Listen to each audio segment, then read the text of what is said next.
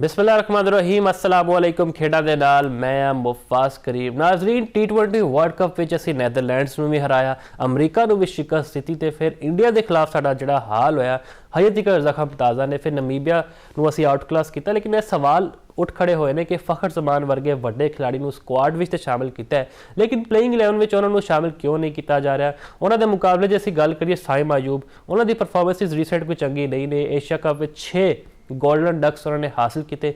Bowling में तो अपना जलवा दिखा रहे हैं, लेकिन बैटिंग में मुसलसल स्ट्रगल करते नज़र आ रहे हैं। इहदे उत्ते गल करांगे, साडे नाल मौजूद ने मियां अरसलान साहब। अरसलान साहब, वध जिया नूं 2017 की चैंपियंस ट्रॉफी में फखर जमान की बड़ी शानदार परफॉर्मेंस थी, सेंचुरी बनाई। उस तो बाद उन्होंने स्क्वाड में जिवें शामिल किया गया, कभी ड्रॉप कर देंगे सी, लेकिन अज उन्होंने कमी महसूस हो रही है। की वजह समझते, क्यों उन्होंने मौका नहीं दिया जा रहा है? यही असीं कहंदे सर कि जी वड्डे मैच का वड्डा खिलाड़ी है। जी बिल्कुल, फस्ट ऑफ ऑल तो शुक्रिया मुफाज तुहाडा, तुसीं गल करन दा मौका दिता।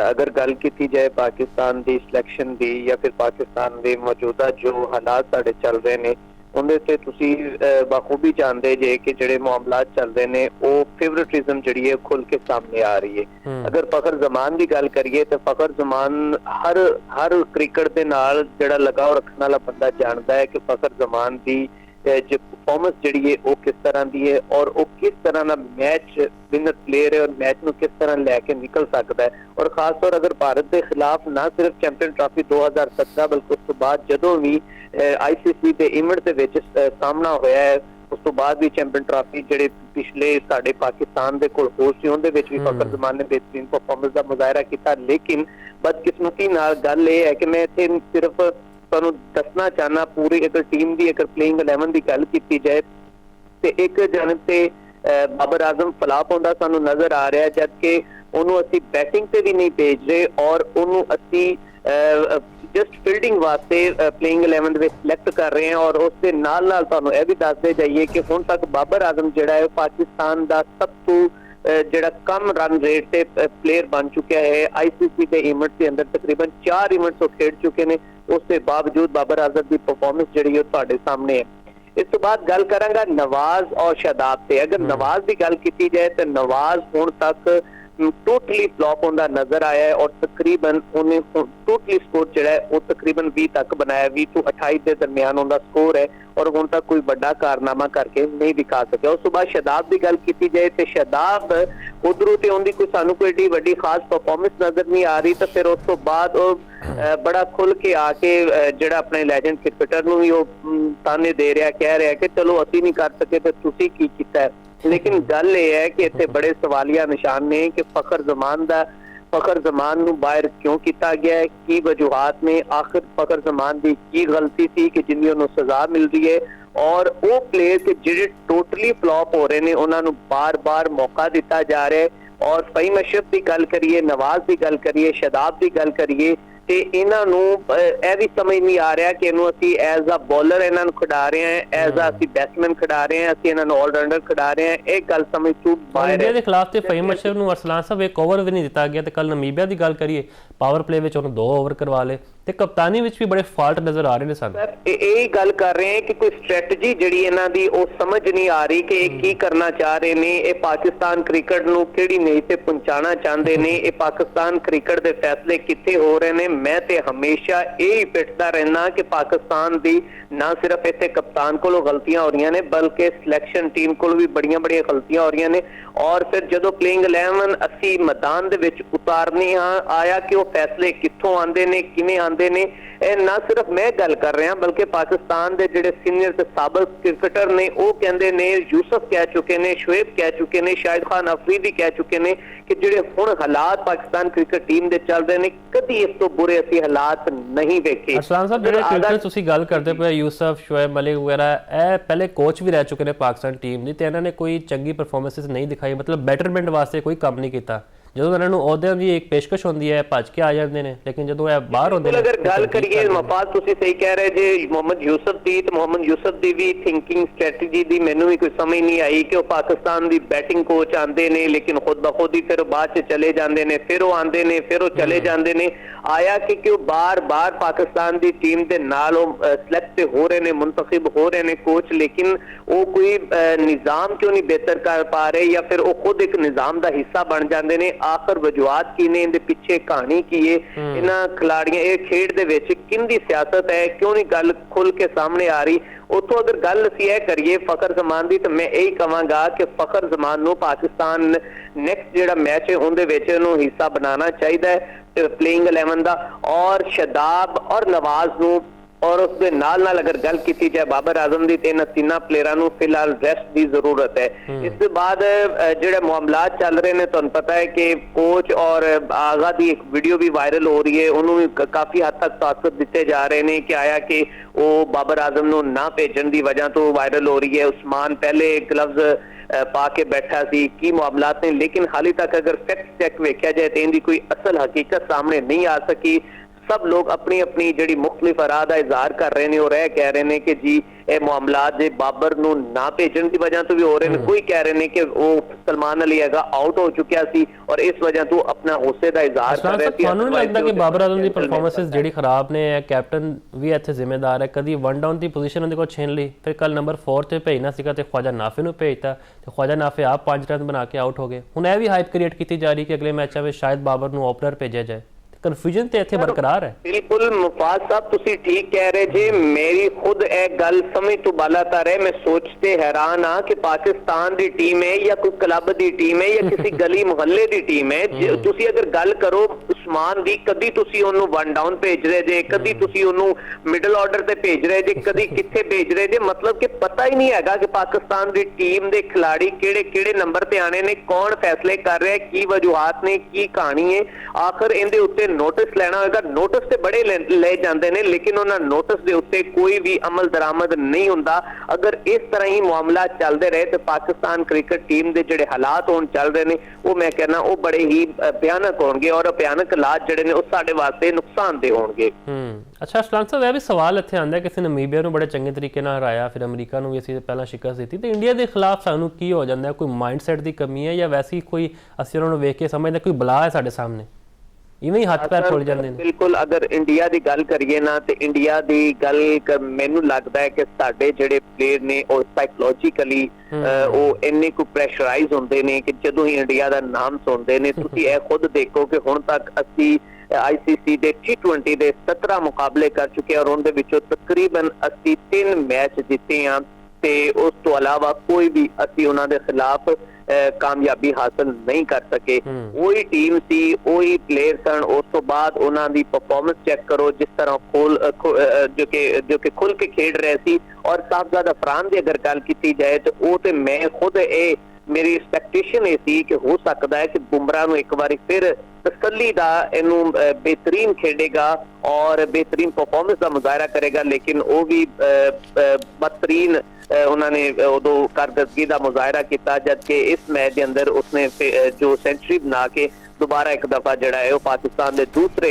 प्लेयर बन गए हैं कि जिन्हें ICC के इवेंट के अंदर सेंचुरी की है। तो मैं यही कहूँगा कि सानू पाकिस्तान की टीम नू साइकोलॉजिकली उन्होंने जो मामलात ने इंडिया के खिलाफ उनके इन्हों बाहर कढ़ना होगा और जिहड़ा इन्हां दे खौफ इन्हां दे दिल दे विच तुसीं ये देखो कि इन्हां दे चेहरे ही लटके हुए थे। खौफ इन्हां दे वैसे ही काफी हद तक सी कि पता नहीं होण की लगा है। और अगर गल कीती जाए इस तो पहले साडी तुसीं तारीख उठा के देख लो, यही भारत है जिन्हों असीं सिगनी का नाच नचाया, यही भारत जिन्हों असीं जंगां दे विच असीं मैदानां दे विच भी हराया, लेकिन अज दे साडे जिहड़े नवे खिलाड़ी ने ये इन्हां दे अगे सानूं ढेर हुंदे नज़र आ रहे हैं।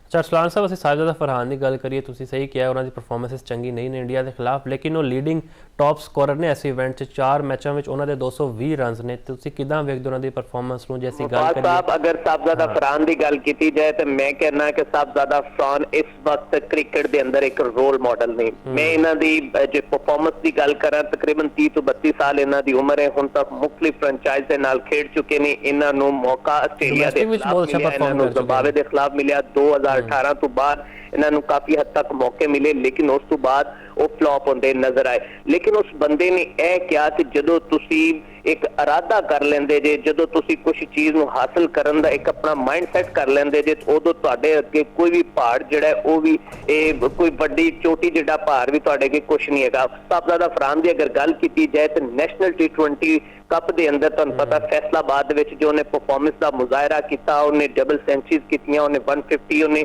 ਉਹਦੀ ਸਟ੍ਰਾਈਕ ਰੇਟ, ਉਹਦੀ ਪਰਫਾਰਮੈਂਸ ਬਿਹਤਰੀਨ ਸੀ। ਔਰ ਮੈਂ ਇਹ ਕਹਿਣਾ ਕਿ ਹੁਣ ਸਾਹਿਬਜ਼ਾਦਾ ਫਰਹਾਨ ਪੂਰੀ ਕ੍ਰਿਕਟ ਟੀਮ ਵਾਸਤੇ ਔਰ ਪੂਰੇ ਉਹਨਾਂ ਯੰਗ ਜਿਹੜੇ ਬੱਚੇ ਆ ਰਹੇ ਨੇ ਉਹਨਾਂ ਵਾਸਤੇ ਰੋਲ ਮਾਡਲ ਹੋਣਾ ਚਾਹੀਦਾ ਹੈ ਕਿ ਉਹ ਬੰਦਾ ਕਿਸ ਤਰ੍ਹਾਂ ਫਲॉप ਹੁੰਦਾ ਰਿਹਾ। ਆਇਆ ਕਿ ਉਹਨੇ ਆਸਟ੍ਰੇਲੀਆ ਦੇ ਖਿਲਾਫ ਮੈਚ ਖੇਲਿਆ, ਉਹਨੇ ਜ਼ਿੰਬਾਬਵੇ ਦੇ ਖਿਲਾਫ ਮੈਚ ਖੇਲਿਆ, ਲੇਕਿਨ ਉਸ ਦੇ ਬਾਵਜੂਦ ਇਹ ਨਹੀਂ ਕਿ ਉਹਨੂੰ ਮੌਕਾ ਨਹੀਂ ਦਿੱਤਾ ਗਿਆ। 2022 ਦੇ ਵਿੱਚ ਵੀ ਉਹਨੂੰ ਮੌਕਾ ਦਿੱਤਾ ਗਿਆ, ਲੇਕਿਨ ਉਸ ਦੇ ਬਾਵਜੂਦ ਉਹ ਕੋਈ ਵੱਡਾ ਕਾਰਨਾਮਾ ਕਰਕੇ ਨਹੀਂ ਦਿਖਾ ਸਕਿਆ। ਲੇਕਿਨ ਉਹਨੇ ਆਪਣੀ ਗਲਤੀਆਂ ਤੋਂ ਸਿੱਖਿਆ, ਉਹ ਵਾਪਸ ਗਿਆ, ਉਹਨੇ ਡੋਮੈਸਟਿਕ ਕ੍ਰਿਕਟ ਨੂੰ ਟਾਈਮ ਦਿੱਤਾ, ਉਹਨੇ ਡੋਮੈਸਟਿਕ ਕ੍ਰਿਕਟ ਦੇ ਵਿੱਚ ਰਨਸ ਦੇ ਅੰਬਾਰ ਲਗਾਏ ਔਰ ਉਹਨੇ ਨੈਸ਼ਨਲ T20 ਕੱਪ ਦੇ ਵਿੱਚ ਆਪਣੀ ਪਰਫਾਰਮੈਂਸ ਦਿਖਾ ਕੇ ਇਹ ਸਾਬਤ ਕਰ ਦਿੱਤਾ ਕਿ ਜਦੋਂ ਤੁਸੀਂ ਮਿਹਨਤ ਕਰਦੇ ਜੇ ਤੇ ਕੋਈ ਵੀ ਤੁਹਾਡੇ ਵਾਸਤੇ ਮੁਸ਼ਕਲ ਨਹੀਂ ਹੁੰਦਾ। ਜਦਕਿ ਜਿਹੜੇ ਇੱਥੇ ਸਾਡੇ ਕਿੰਗ ਨੇ, ਜਿਹੜੇ ਇੱਥੇ ਸਾਡੇ ਪ੍ਰੀਮੀਅਮ ਨੇ, ਉਹ ਜਨਾਬ ਆਪਣੀ ਉਹਨਾਂ ਦੀ ਧੌਣ ਦੇ ਵਿੱਚ ਸਰੀਆ ਸਾਨੂੰ ਨਜ਼ਰ ਆਉਂਦਾ ਹੈ ਕਿ ਉਹ ਕਹਿੰਦੇ ਨੇ ਕਿ ਅਸੀਂ ਤਾਂ ਉਹਨਾਂ ਦਾ ਤਾਂ ਡੋਮੈਸਟਿਕ ਕ੍ਰਿਕਟ ਜਿਹੜਾ ਖੇਡਣਾ ਹੀ ਬੜਾ ਉਹਨਾਂ ਵਾਸਤੇ ਨਾਗਜ਼ੀਰ ਗੁਜ਼ਰਦਾ ਹੈ। ਇਹੀ ਅਗਰ ਅਸੀਂ ਭਾਰਤ ਦੀ ਗੱਲ ਕਰੀਏ ਤੇ ਭਾਰਤ ਦੀ ਜਿਹੜੀ ਰਣਜੀ ਟਰਾਫੀ ਹੈ ਤੁਹਾਨੂੰ ਪਤਾ ਹੈ ਕਿ ਉਹਦੇ ਵਿੱਚ ਹੁਣ ਤੱਕ ਉਹਨਾਂ ਨੇ ਕਿੰਨੀ ਆਪਣੀ ਪ੍ਰੋਡਕਟ ਜਿਹੜੀ ਤਿਆਰ ਕੀਤੀ, ਕਿੰਨੇ ਪਲੇਅਰ ਉਹਨਾਂ ਨੇ ਉੱਥੋਂ ਤਿਆਰ ਕੀਤੇ ਨੇ ਔਰ ਹੁਣ ਤੱਕ ਵੀ ਜਿਹੜੇ ਪਲੇਅਰਾਂ ਨੂੰ ਮੌਕਾ ਨਹੀਂ ਮਿਲ ਰਿਹਾ। ਅਗਰ ਸ਼ਾਮੀ ਦੀ ਮੈਂ ਗੱਲ ਕਰਾਂ, ਮੈਂ ਸ਼ਾਮੀ ਦੇ ਕੱਲ ਹੀ ਦੇਖ ਰਿਹਾ ਸੀ ਕਿ ਉਹ ਹਾਲੀ ਤੱਕ ਵੀ ਉੱਥੇ ਰਣਜੀ ਟਰਾਫੀ ਦੇ ਵਿੱਚ ਬਿਹਤਰੀਨ ਪਰਫਾਰਮੈਂਸ ਕਰ ਰਿਹਾ, ਉਹ ਡੋਮੈਸਟਿਕ ਕ੍ਰਿਕਟ ਖੇਡ ਰਿਹਾ।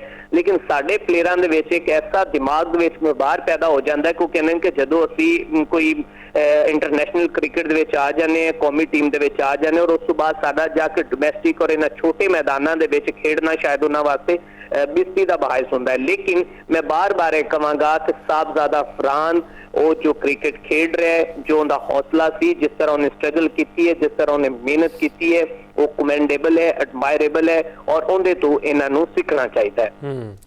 ਅੱਛਾ ਅਰਸਲਾਨ ਸਾਹਿਬ, ਅਸੀਂ ਗੱਲ ਕਰ ਲਈਏ ਸ਼ਾਹੀਨ ਸ਼ਾਹ ਅਫਰੀਦੀ ਦੀ। ਤੁਹਾਨੂੰ ਪਤਾ ਉਹਨਾਂ ਨੂੰ ਡ੍ਰੌਪ ਕੀਤਾ ਗਿਆ ਤੇ ਸਲਮਾਨ ਮਿਰਜ਼ਾ ਨੂੰ ਮੌਕਾ ਲੱਭਿਆ ਹੈ ਇਸ ਟੀਮ ਵਿੱਚ, ਤੇ ਇਹ ਫੈਸਲਾ ਤੁਹਾਨੂੰ ਨਹੀਂ ਲੱਗਦਾ ਬਹੁਤ ਪਹਿਲਾਂ ਕਰ ਲੈਣਾ ਚਾਹੀਦਾ ਸੀਗਾ? ਜਿਹੜਾ ਇੰਜਰੀ ਸੀਗੀ ਉਹਨਾਂ ਦੀ, ਇੱਕ ਸਵਾਲੀਆ ਨਿਸ਼ਾਨ ਸੀਗਾ ਉਹਨਾਂ ਦੀ ਫਿਟਨੈਸ ਉੱਤੇ।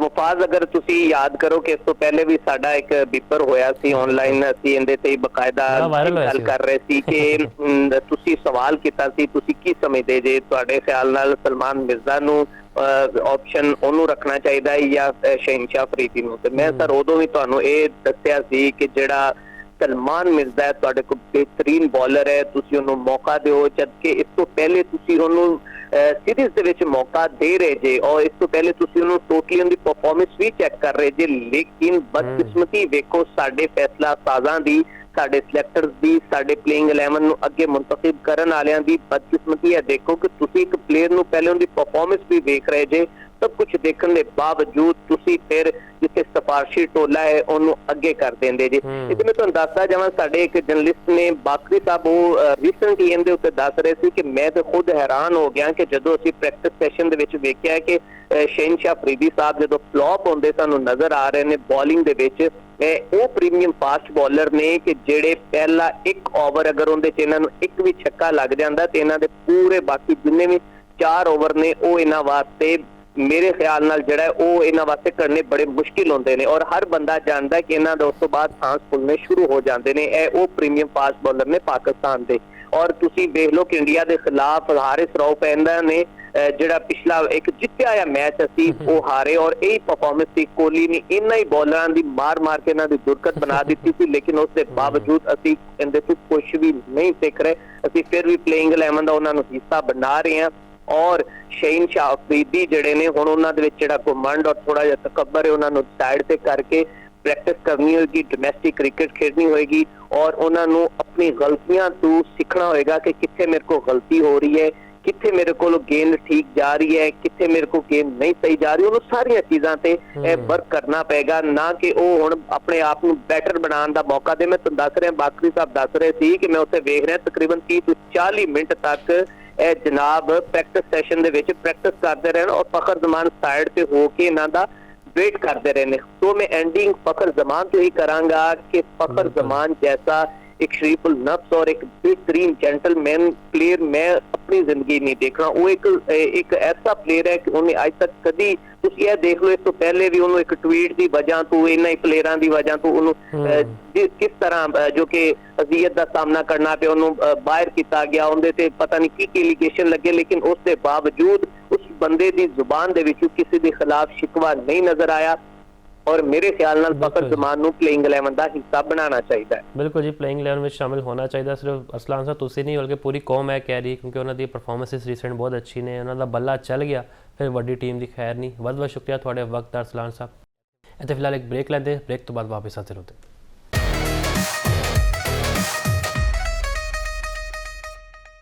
ਬ੍ਰੇਕ ਤੋਂ ਬਾਅਦ ਖੁਸ਼ਾਮਦੀਦ। ਫਖਰ ਜ਼ਮਾਨ ਬਾਰੇ ਗੱਲ ਕਰਦੇ ਪਏ ਸਾਂ ਕਿ ਉਹਨਾਂ ਨੂੰ ਕਿਉਂ ਮੌਕਾ ਨਹੀਂ ਲੱਭਦਾ ਪਿਆ। ਉਹਨਾਂ ਦੇ ਮੁਕਾਬਲੇ ਵਿੱਚ ਸਾਹਿਬ ਅਯੂਬ ਦੀ ਪਰਫਾਰਮੈਂਸ ਉੱਤੇ ਬੜਾ ਵੱਡਾ ਸਵਾਲੀਆ ਨਿਸ਼ਾਨ ਹੈ। ਸਾਡੇ ਨਾਲ ਮੌਜੂਦ ਹੈ ਜ਼ੁਲਫਿਕਾਰ ਬੇਗ ਸਾਹਿਬ। ਬੇਗ ਸਾਹਿਬ, ਬਹੁਤ ਜੀ ਆਇਆਂ ਨੂੰ।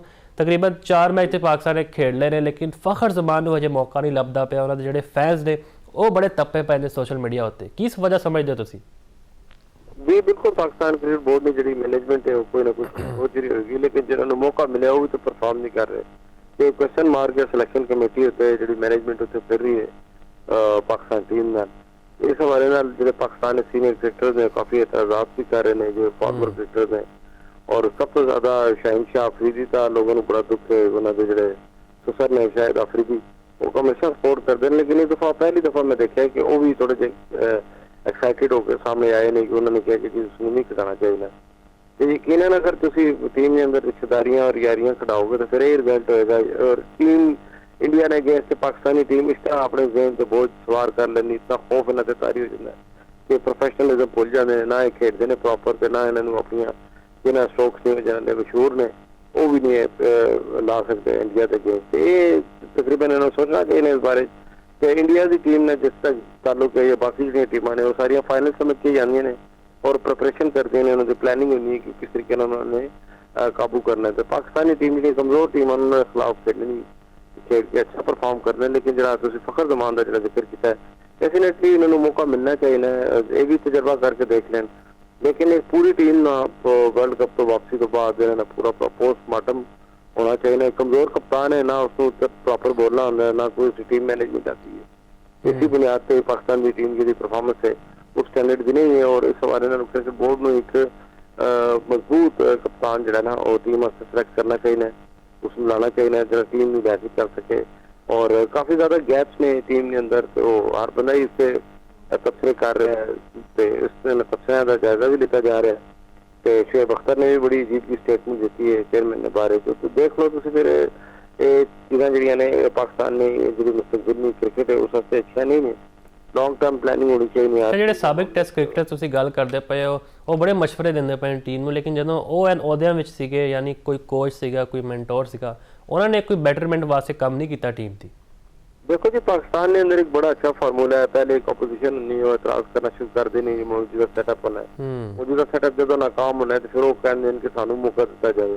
लेकिन जो उन्होंने मौका दिता जाना है तो कहने जी सानू इतना टाइम ही नहीं दिता गया कि असीं उन्हां चीज़ों को स्टेबल कर सके, सैट कर सके। तो बहाने तो जो ना कई बढ़ाए जा सकते हैं, उन्होंने अमल भी करते हैं। और जिस तक ताल्लुक है प्रिविलेजेस ना तुसीं देखो इंटरनेशनल क्रिकेट कौंसल लिकर फोन में खतीर रकम पाकिस्तान क्रिकेट बोर्ड में मिलती है, उससे काफ़ी सारा खर्चा भी करते हैं। तो उसके अलावा पाकिस्तान के अंदर भी मैचेज होने हैं, उसमें जरिए रेवेन्यू जनरेशन होनी है, ब्रॉडकास्टिंग राइट के जरिए भी। तो क्रिकेटर जितने भी फॉर्मर भी ने जो पॉपुलर हो गए वो तो मुख्तलिफ जगह से अपने सौदा बेच ही लेंगे किसी तरीके जो अपनी जी एक्सपर्टी है वो पेश कर रहे हैं। लेकिन उस एक्सपर्टी का पाकिस्तानी खिलाड़ियों को जो है ना फायदा उस तरह नहीं होता कि उन्होंने चाहिए कि बजाय वो तरजीह पेश करने अपने अपने शहर अकैडमियां बढ़ाओ, फॉर्मुलेट करन, प्रॉपर प्लेयर नवे तैयार करन, उन्होंने सिलेक्ट करन। तो पाकिस्तान के अंदर तैयार शहर अच्छी क्रिकेट खेली जानी है तो उस डोमैस्टिक क्रिकेट के अंदर उन्होंने लाया जाए। तो मैं तो समझना कि जो बंदा रिटायर हो जाता है क्रिकेट तो सिलेक्टेड टीम रिटायर हो जाता है तो उससे कम से कम 5 से 6 साल मीडिया तो पाबंदी लानी चाहिए कि वो टीवी के आर्टिकल बोल सकेगा, क्योंकि जाहिर है उसमें बहुत सारी इन आउट चीज़ें पता चल जानी। फिर वो अपनी फेवरेटिज्म भी पाकिस्तान के अंदर बहुत ज्यादा होता है, उन्होंने पसंदीदा प्लेयर उन्होंने जो तारीफ करना शुरू कर देनी जो उन्होंने नहीं चंगे लगते उन्होंने अगेंस्ट एक लॉबी तैयार करके तो वो पूरा जो ड्रामा जो बढ़ा लेंगे। ये क्रिकेट बोर्ड को एक लॉन्ग टर्म प्लानिंग करनी चाहिए, जिस तरह ICC ने पैनल से जो ਕ੍ਰਿਕਟਰਸ ਨੂੰ, ਤੇ ਉਹਨਾਂ ਨੂੰ ਚਾਹੀਦਾ ਕਿ ਉਹ ਪਾਕਿਸਤਾਨ ਦੇ ਬਾਰੇ ਅਗਰ ਉਹ ਗੱਲ ਕਰਨ ਜਾਂ ਉਹਨਾਂ ਨੂੰ ਫਿਰ ਉਹਨਾਂ ਨੂੰ ਮੌਕਾ ਦਿੱਤੇ ਜਾਣ ਕਿ ਜੇ ਤੁਸੀਂ ਪਾਕਿਸਤਾਨ ਦੇ ਅੰਦਰ ਅਕੈਡਮੀਆਂ ਬਣਾਓ ਤੇ ਬੋਲਿੰਗ ਨਹੀਂ, ਬੈਟਿੰਗ ਨਹੀਂ, ਫੀਲਡਿੰਗ ਨਹੀਂ, ਜਿਹੜੇ ਸ਼ੋਬੇ ਕਿ ਉਹਨਾਂ ਨੂੰ ਮਾਰਤ ਹੈ ਤਾਂ ਹੀ ਤੁਸੀਂ ਪ੍ਰੋਡਿਊਸ ਕਰ ਸਕਦੇ ਹੋ। ਲੇਕਿਨ ਜਦੋਂ ਤੱਕ ਸ਼ਾਹੀਨ ਸ਼ਾਹ ਅਫਰੀਦੀ ਨਾਲ ਤਾਲੁਕ ਹੈ, ਦੇਖੋ ਇੱਕ ਫਾਸਟ ਬਾਲਰ ਦੀ ਐਵਰੇਜ ਏਜ 5 ਤੋਂ 6 ਸਾਲ ਜਾਂ 10 ਸਾਲ होनी है, तो वो अपनी एज के मुताबिक मैक्सिमम क्रिकेट खेल चुका है और उसके पीछे डेफिनेटली शायद अफरीदी का बड़ा हाथ है, वो हमेशा अपने डेफिनेटली दामाद को सपोर्ट करता है हमेशा। तो इसके बारे में देखना चाहिए कि क्या है कि इन्होंने तस्वीरें इन्होंने ਜਿਹੜੀਆਂ रिकॉर्ड ने उन्हें कितनी सदाकत है।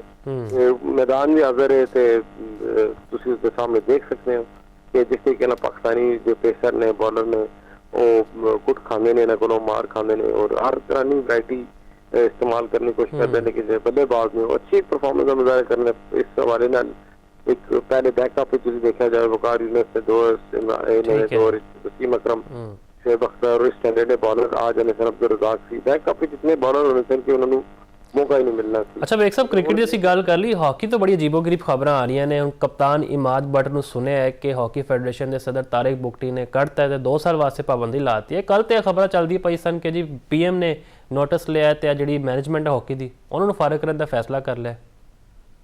देखो जी, तारिक बुगटी है या कोई भी अहदेदार है पाकिस्तान हॉकी फेडरेशन के अंदर, patron chief prime minister of Pakistan Shehbaz Sharif ने उन्होंने कमात नजरिए पाकिस्तान का जी हॉकी वो फॉर्मूलेट होनी है। तो बुगटी मीर तारिक बुगटी जिन्होंने प्रेस कॉन्फ्रेंस की तो उन्होंने लिया भी तो प्राइम मिनिस्टर ने कहने से आए करना हो तो प्राइम मिनिस्टर को इख्तियार है कि उन्होंने को जवाब भी तलब कर सकते हैं, उन्होंने को इस्तीफा भी तलब कर सकते हैं, उन्होंने भी कह सकते हैं कि तुम ਹੁਣ ਮਜ਼ੀਦ ਇਸ ਸੀਟ ਨੂੰ ਕੰਟੀਨਿਊ ਨਾ ਕਰੋ।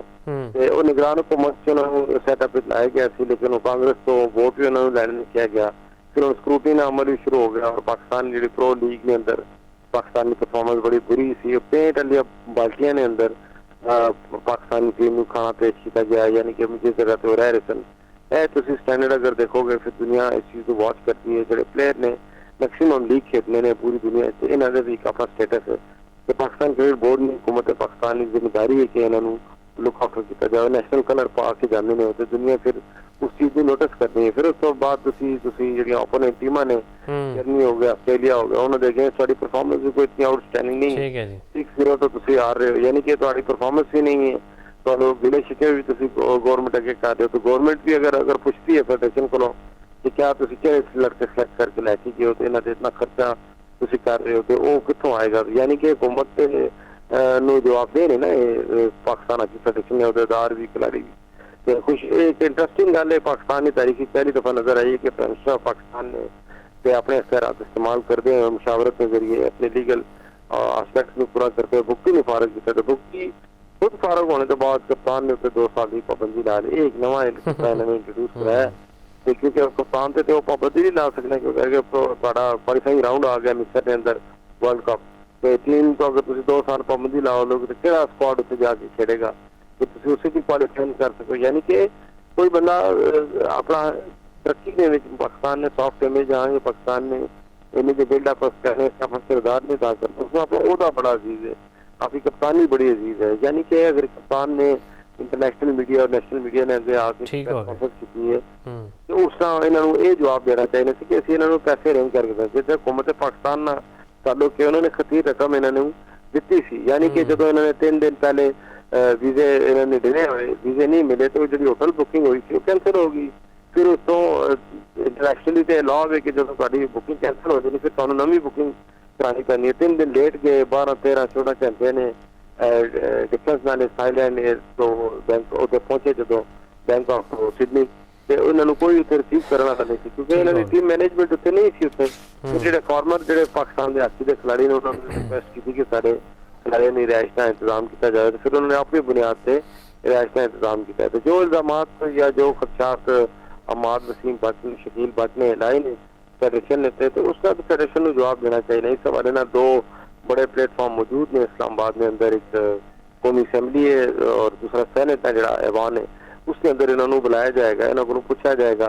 और जो तारिक बुगटी ने जो फॉर्मर पाकिस्तान ने प्रेसिडेंट ने हॉकी ने उन्होंने डीजी स्पोर्ट्स बोर्ड से भी इतराज किया कि इन्होंने इस्तीफा दे देना चाहिए। यानी कि आपस में एक दूसरे पे पाई जा रहे हैं लेकिन हर बंदा अपनी जिम्मेदारी कबूल करने से तैयार नहीं। ਜਦੋਂ ਜ਼ਿੰਮੇਵਾਰੀ ਮਿਲ ਜਾਂਦੀ ਹੈ ਤਾਂ ਤੁਸੀਂ ਉਹਨਾਂ ਚੀਜ਼ਾਂ ਦੇ ਜ਼ਿੰਮੇਦਾਰ ਹੁੰਦੇ ਹੋ। ਪਾਕਿਸਤਾਨ ਟੀਮ ਦੀ ਜਿੱਤ ਤੇ ਚਾਰ ਹਰ ਚੀਜ਼ ਤੁਸੀਂ ਰਿਸਪੌਂਸਿਬਲ ਹੋ। ਬਿਲਕੁਲ ਜੀ ਵੇਖ ਸਾਹਿਬ, ਅਸੀਂ ਵੀ ਦੁਆ ਕਰਦੇ ਹਾਂ ਸਾਡੀ ਹਾਕੀ ਤਰੱਕੀ ਕਰੇ, ਸਾਡਾ ਕੌਮੀ ਖੇਡ ਹੈ, ਬੱਚੇ ਬੂढ़े ਖਵਾਤੀਨ ਹਰ ਕੋਈ ਸ਼ੌਕ ਨਾਲ ਵੇਖਦਾ ਇਸ ਖੇਡ ਨੂੰ। ਤੇ ਬਹੁਤ ਬਹੁਤ ਸ਼ੁਕਰੀਆ ਤੁਹਾਡੇ ਵਕਤ ਦਾ। ਇਹ ਸਾਰੇ ਮੌਜ਼ੂਆਤ ਸਨ ਜਿਨ੍ਹਾਂ ਤੋਂ ਅਸੀਂ ਚਾਨਣ ਪਾਇਆ। ਮੈਨੂੰ ਦਿਓ ਇਜਾਜ਼ਤ। ਅੱਲਾ ਹਾਫਿਜ਼ ਨਾਸਿਰ।